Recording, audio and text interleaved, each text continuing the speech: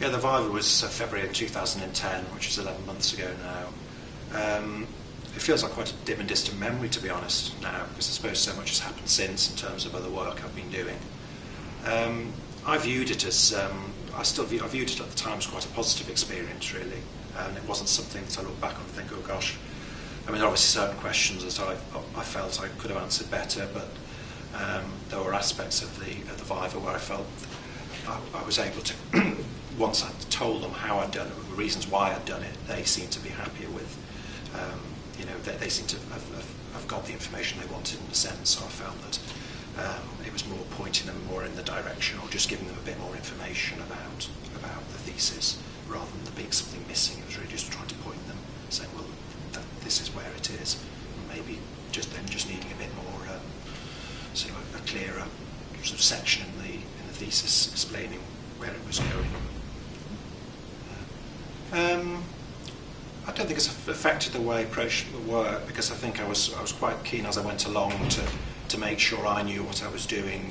and that it wasn't something I'd just been told to do or encouraged to do without really having an overview of why it was done, because I thought, well, at least even if they don't agree with me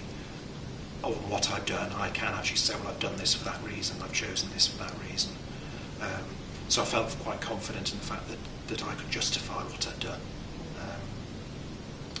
I think it's made me realise that in terms of writing, you've got to sort of